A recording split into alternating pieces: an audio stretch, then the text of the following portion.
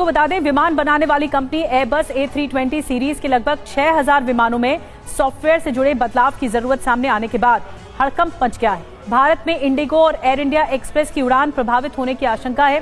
दरअसल solar radiation के खतरे की वजह से विमानों में सॉफ्टवेयर बदलने की जरूरत पड़ेगी, क्योंकि सूरज की तेज किरणों के कारण उड़ान नियंत्रण जो होता है या कंट्रोल जो होता है उससे जुड़ा महत्वपूर्ण डेटा प्रभावित हो सकता है, हार्डवेयर का हो या सॉफ्टवेयर का हो। अब इतने विमानों के सॉफ्टवेयर अपडेट का सीधा मतलब यह है कि दुनिया भर में जो फ्लाइट्स है एयरबस A320 की, उस पर असर जरूर पड़ेगा। इस बीच आपको बता दें, एयरबस A320 विमान पर अभी की बड़ी खबर ये मिल रही है, आधे से ज्यादा विमानों का अपडेट पूरा कर लिया गया है। DGCA की ओर से कहा गया है भारत में एयरबस के A320 विमान का सॉफ्टवेयर अपडेट जारी है। अब आपको बताते हैं एयरबस A320 में हुआ क्या है। 30 अक्टूबर 2025 को गड़बड़ी पता चली थी। नेवाक जा रही फ्लाइट अचानक से नीचे झुक गई। कंट्रोल स्विच बदलने के दौरान पिच डाउन हुआ और फिर फ्लाइट को इमरजेंसी में टेम्पा डाइवर्ट करना पड़ा। ये इमरजेंसी में सब कुछ हुआ। कुछ यात्रियों को अस्पताल में भर्ती कराना पड़ा। एयरबस का A320 फ्लीट के सॉफ्टवेयर अपग्रेड का फिर आदेश दिया गया कि इसके सॉफ्टवेयर में कुछ न कुछ गड़बड़ी है।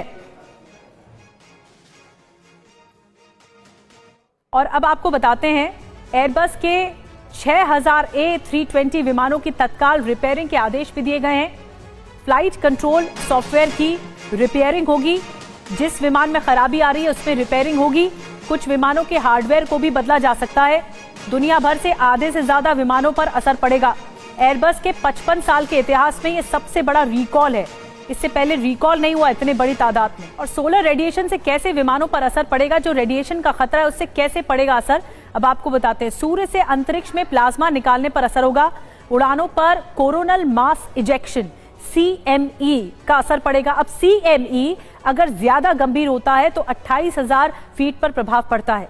सैटेलाइट और विमानों के इलेक्ट्रॉनिक्स पर प्रभाव पड़ता है। CME के पार्टिकल्स धरती के वातावरण में प्रवेश करते हैं। ये पार्टिकल्स विमानों के इलेक्ट्रॉनिक्स पर असर डालते हैं। सोलर रेडिएशन का पहला मामला आपको बता दें 2003 में सामने आया था। लॉस एंजलिस और न्यूयॉर्क की फ्लाइट में रेडिएशन का असर देखने को मिला था और इस वजह से वो भी इमरजेंसी लैंडिंग का वक्त था।